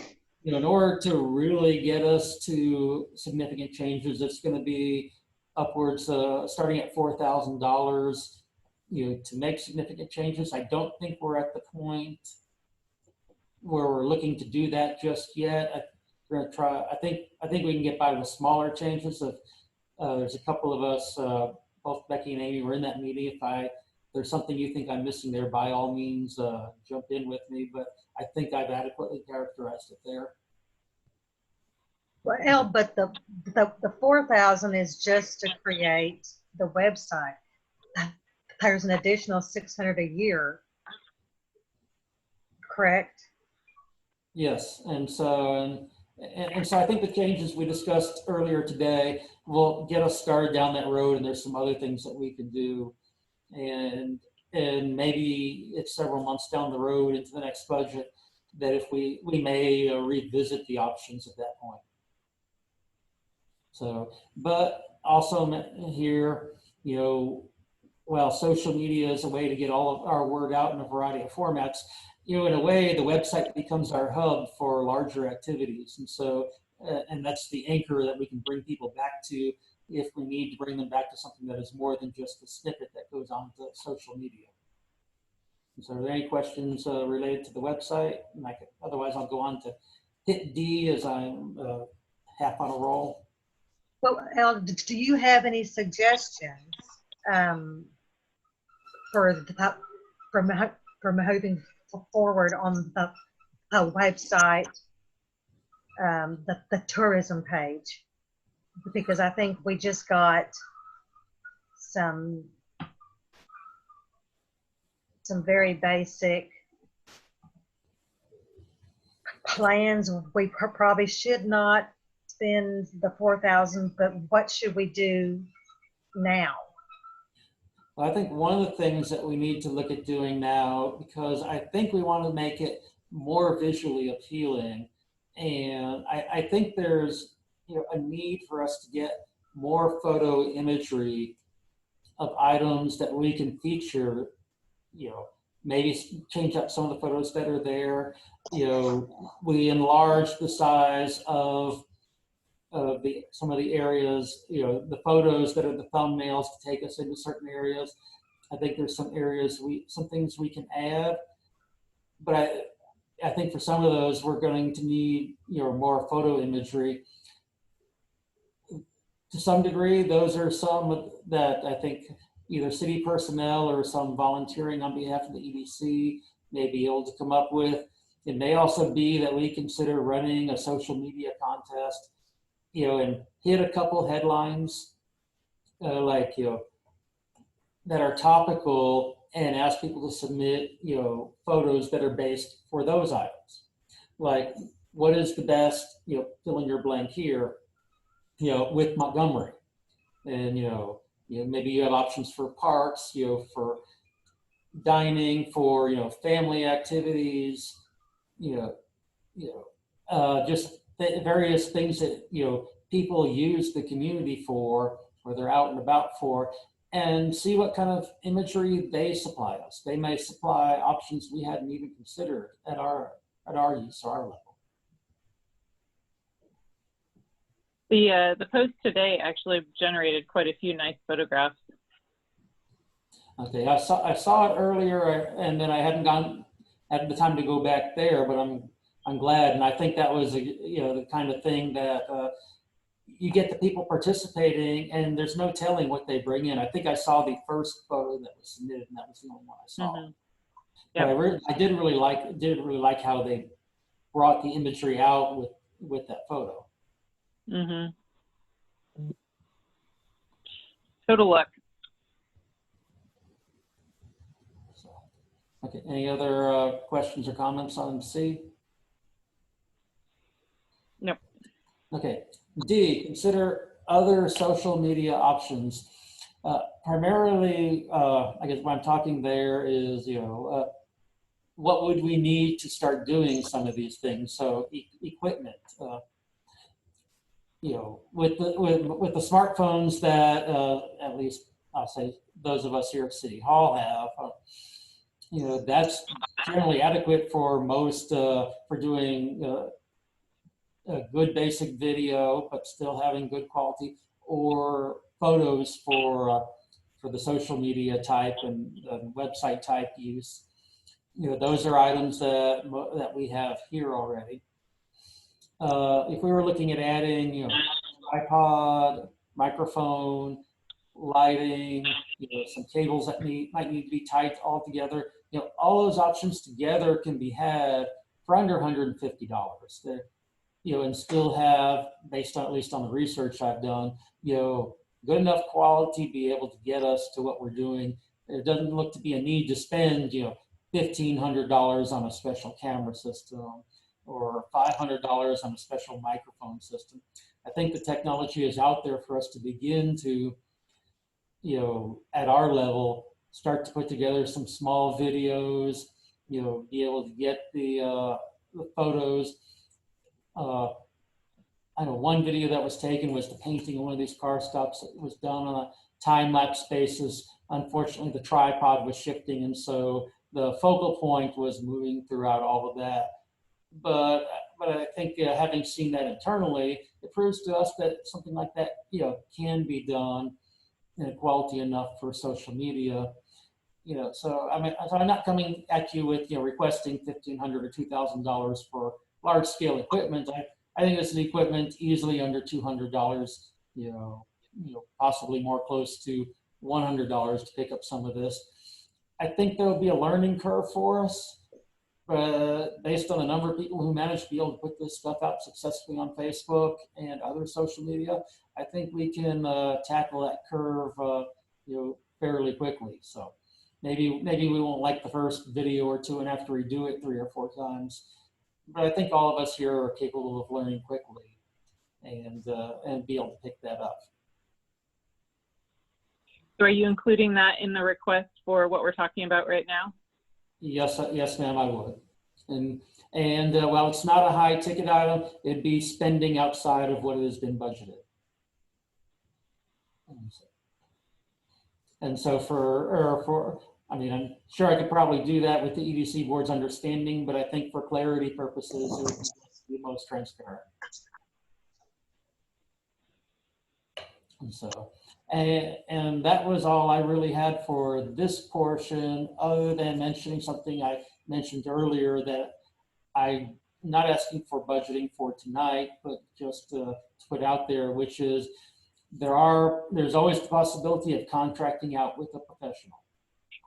I think one of the issues right now is, our own experience and training is a bit limited. So I think it would be helpful to us to have a little more experience with that ourselves to be best able to interact with a professional. But there are professionals out there who do social media contracting that can maintain the whole identity for us with some guidance from us. I don't have enough information on that to really give you any specifics at the moment. I have reached out to some people within my personal network and to some of the other cities in the area. Where I've talked to the local cities, they're maintaining their own social media. I don't think any of them are, from the staff point of view, the ones I've talked to, they're not trying to do what we're trying to do. And so I think we're a bit unique from those conversations. In my personal network, I've mostly heard from a couple people who haven't been happy with people they've worked with, so I'm certainly not going to be getting names from them. But I do know there are people out there who do it, and so who must do it well also. And so, but I did want to put that possibility out there so it could be part of a future discussion, or if some of you had specifics related to that now, I'm happy to also discuss that. So. No, I mean, obviously, before you came, MEDC had its own experience with that sort of plan that did not work out very well. And I think that's also another reason why we should have some of that education internal. Because either whether A, we're doing it, or B, we're interacting outside. I've always found it much better when I'm interacting with contractors if I have a good understanding of the work they're doing. Then Right. I'm in a stronger position. Right. And you have control of the direction also. Yes, sir. I like your comment on as we grow, getting a professional. The worst in the marketing industry, the worst thing, make your own TV commercials, unless you're Mattress Mac. Yeah, I'll be right back. I need a power cord. But even Mattress Mac, he didn't start where he was today. He grew from a crazy guy who was standing up on the sign, or at least in his camera Right. angle, and jumping up and down with a handful of money. So he used to be that crazy guy on a TV commercial, and then grew into a respectable businessman that everyone knows and respects. Well, he earned the respect, is what he did. But yeah, but most TV commercials you see where the owner's making their own commercial, looks really good to their family. Doesn't sell much product. And that's a very good point, because what we're looking to do, is move product. The product is the city, our history, our image, ultimately get people here and buy from the businesses, in the area. There's several different threads there, but that's what we're marketing. So we need to do that right and do it well. We don't just want, our family members saying that was a good job. We want everyone thinking it was a good job. Our opinions don't count when it comes to that.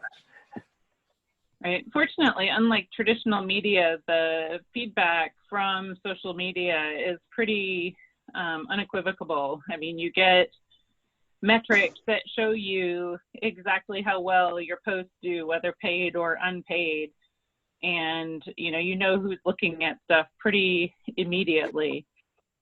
So you can tell, you don't always know why something is doing well or why it's not. But one of the interesting things that they tell you is to spend money on your posts that are already doing well, even if you don't understand why it is. Obviously, it's resonating with people, so that's the content that you push money onto, which does make sense, and you don't have that ability in traditional media. Yeah. And I think that's an important point. It's certainly one that we discussed when a couple of us were together here brainstorming, which was the important point of learning from what you've done and from what your audience is watching. And I think you point out one really important thing there. You might not always know why it's working, but stick with it when it's working. If they Right. like it, love it. Right. Right. Even if you don't, if that's what your market wants, then, that you're in it to sell it. You're not in it to like it. Correct. So it's not a value judgment on anybody. You don't put unattractive adjectives on the people that are buttering your bread. You deliver exactly what they're asking for. That's the way it works. And in fact, fortunately, the two seem to be working reasonably well together. I mean, the posts that seem to be the most popular, strangely enough, have to do with public works and the sewer, so it works just fine for me. But hopefully some of our new activities that are more engaging and fun and for families will also resonate with people.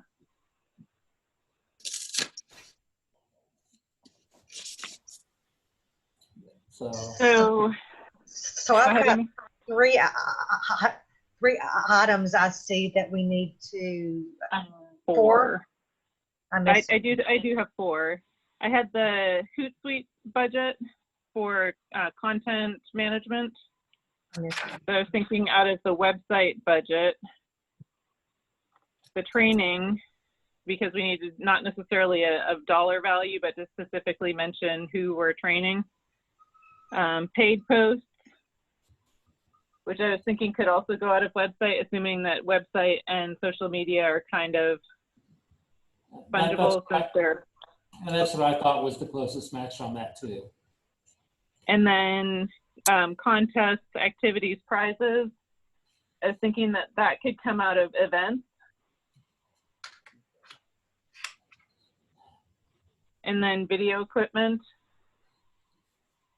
which might come out of office supplies. I got 5 now. Oh, which one did you have? The training, the prize funds, the video equipment fund, the Toot Suite, and the paid post. Oh yeah, I had 5 too. I just didn't count them properly. The only one there that I wasn't really as sure about, from what Becky was saying was, for the equipment on the end for the social media, if that would be, a miscellaneous expense or an office type expense. So I'm happy to go either way on that one. It really kind of falls in the line. So whatever the EDC board wants to direct. I mean, I abhor miscellaneous, but I'll go with what the majority wants. I think you ought to stick it somewhere. I'm not sure about office expense.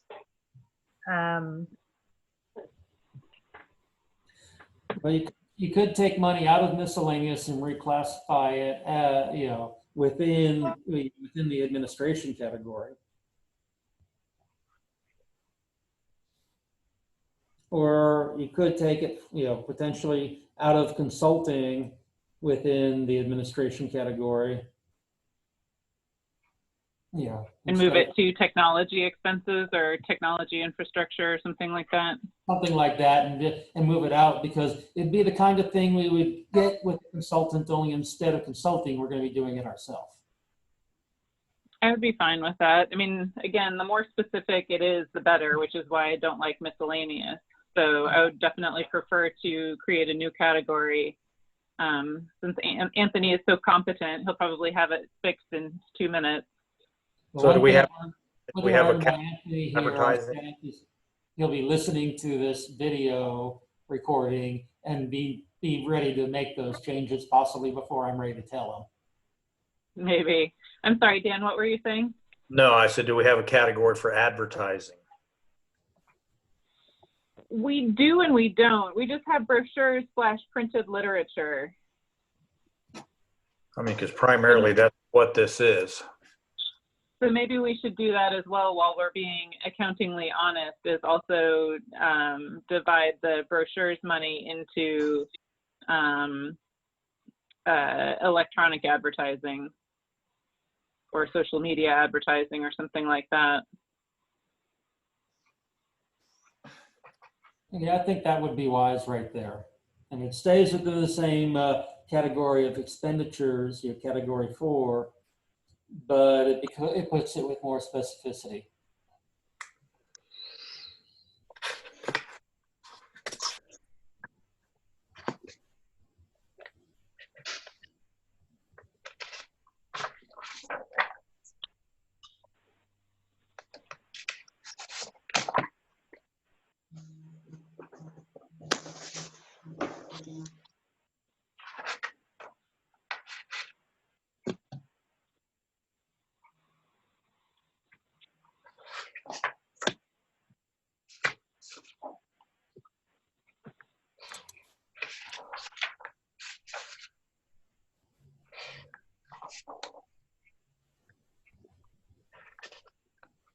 Okay.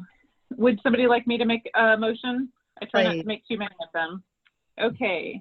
I move that we spend $29 per month on Hootsuite for post scheduling and general social media management to come from the website budget, to allow training to be spent on social media knowledge base expansion, and that includes City of Montgomery staff, MEDC board, and City Council board and council members and mayor if the city administrator and MEDC administrator so designate them to take this training, to increase or to establish a new category called social media advertising and have this be under the category 4, have the line item be for $1,000 and have this $1,000 come from line item 56003.5 brochures / printed literature, whose annual budget will decrease from $10,000 to $9,000 to make this adjustment. To have a new category called contests / activities / prizes with a budget of $1,000. This will be a subcategory under events and will just decrease events other from $35,000 to $34,000. So that would be line item 56434. And to approve the purchase of video equipment not to exceed $200 and to pay for it from a newly created line item called technology, which will be under administration, and it will be created from taking money from line item 56004.6 consulting professional services. So that will decrease from $10,000 to $9,800.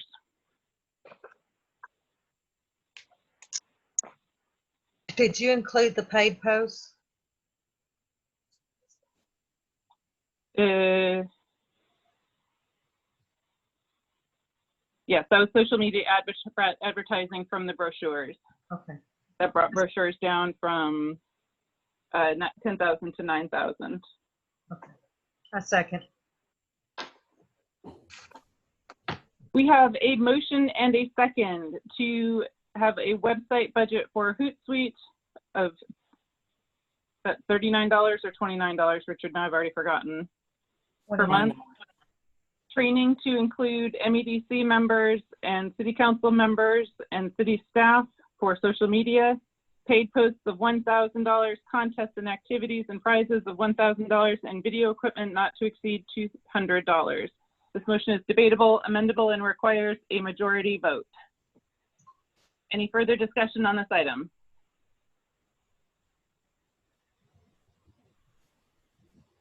Richard, when you look at me, I'll know you're done with the initial discussion. Just trying to make sure my notes are keeping up here with all the moving parts we have. Yes, I know. Sorry. Our bookkeeper's going to love me tomorrow with this one. It was very clear, though, I think. Oh, definitely. The easiest thing will be not my notes, but the recording of this meeting. So, but I'm back Great. with you. Necessary. All right. Board, would you like to discuss this any further, or shall we vote? Vote. All right. All those in favor of this motion, say aye. Aye. Aye. Those opposed, say no. All right, the motion carries unanimously, and we will budget for Hootsuite, training for all MEDC and city council members, as is the prerogative of the city administrator. Paid post for 1,000, contest for 1,000, and video equipment not to exceed $200. Item number 12, economic development report. Okay. Give you a moment, everyone catch their breath. I know we've been going at it a while this evening, so I'll give you the broader preview, overview of the development report. If I'm too broad, just let me know if you have specific questions. Home building is up in the area. We have several areas that are in various stages of review for new home areas, as include Section 4 of the Hills of Town Creek Crossing, the Montgomery Townhome Project. In addition, we have new businesses that are opening. As we're all aware, Chick-fil-A recently opened. I think that came late March. Best Donuts has opened up downtown. We've given the occupancy go ahead for the new orthodontist office down the road. And we have a graphic design business that just opened in the downtown area as well. So we have both residences and businesses that are moving forward here. The list at the back of the report of the new businesses in the city, is finally starting to grow. It looked like it was holding steady, at a marginal 1 or 2 for the first couple months of the year. On the home grant project, I can report that there is progress there. Today, I was advised that the first 3 applicants were giving a move-out date around the end of this month, as they expect those homes to start to move forward. We have 1 applicant who is waiting on just the final contract to arrive. And so we, as well as the people that we're working with on the other grant end, expect her home to be built on the same schedule as the other 3. Ran through those pretty quickly. If there's something you had a question on, by all means, please feel free to ask. Is it 3 homes, Richard? Yes, sir. I'm sorry? Is it 3 homes? Is it 2 or 3 homes? It's 3 that have been given the move-out date, and there's 1 more that is just a little bit farther behind that is waiting on final paperwork. So it's 4 in total. Okay.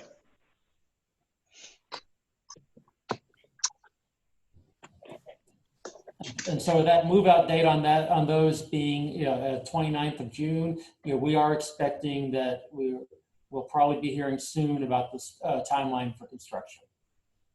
Okay. Great. Does anyone have any other questions for Richard on the development report? When will Starbucks open?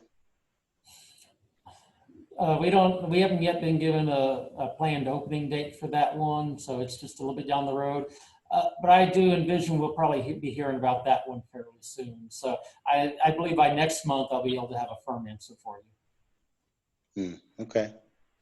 HEB probably the same holding pattern? It's the same holding pattern. There's nothing moving on it that we've been advised of. But since you mentioned Starbucks, I will mention one other thing I believe is true about future Starbucks that I know is true about Chick-fil-A. And that is, in observing traffic patterns out there, we do see, a fair amount of traffic that is coming into the city, going to Starbucks, and apparently leaving the city after that. Those are people who are bringing in sales that were probably not otherwise coming to the city. Starbucks, given its location, will probably do the same. And so that is, sales coming to the city for, that work coming here, tax revenue being generated that probably wasn't coming to the city if not for that business being there.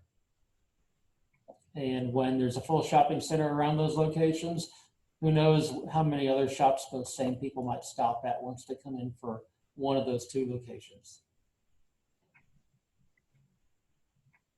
So just wanted to throw that additional thought out there with those. Yes, Chick-fil-A has been a tourist attraction for years in terms of people driving out of their way to go there. So it's nice. They tend not to oversaturate the way other fast food restaurants do. So people will drive to go there. Yeah. We just need a buck. I'm sorry. No, we just need a Buc-ee's now. Oh, if only, I suppose, from a tax point of view. I will say this about Chick-fil-A. In my time here at the city, the one question I've consistently been asked above all others is, when will Chick-fil-A open? I now suspect that we'll move on to another question.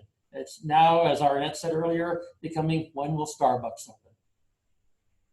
Except for you can get Starbucks over at Kroger, so it's more the drive-through convenience.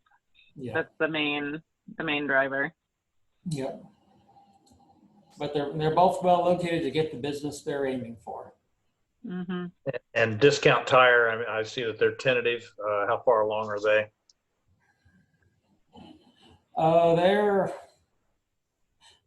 They're one of the ones that slowed a bit, and I'll have to go back and check. Let me reach out to you later this week to make sure I have my information straight before I give you a date here.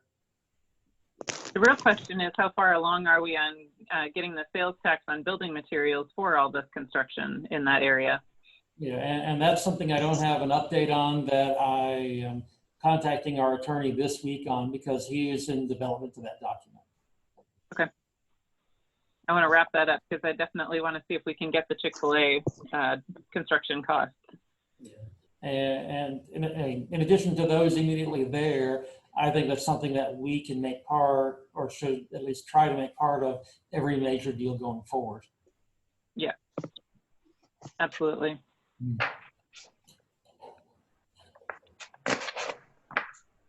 So, did you want to go specifically into the engineer's report, Richard, or are you kind of including that in the development report? I was really counting that with the development report, but if there's a specific question, please let me know. Anyone? All right, then we'll move right along. Executive session, we do not have anything. No. So that takes care of item number 13. Item number 14, board inquiry. Is there anything that people would like Richard to include next meeting, or to keep himself busy with in the long weeks between our meetings? No? All right, then I will entertain a motion to adjourn. So moved. Praise God. Is that your second, Dan? I'll take that as a second. We have a motion and a second to adjourn. All those in favor say aye. Aye. Aye. Those opposed say no. The motion carries, and we will adjourn at 8:13 p.m. Thank you very much for your participation, everyone. Did you hear the Billy Goat say that too? Sorry, say that again? Did you hear the Billy Goat say, ah? Awesome. I'll have to hook up with you later, Arnett, to get the real story. All right. Good night, guys. Good night, Arnett.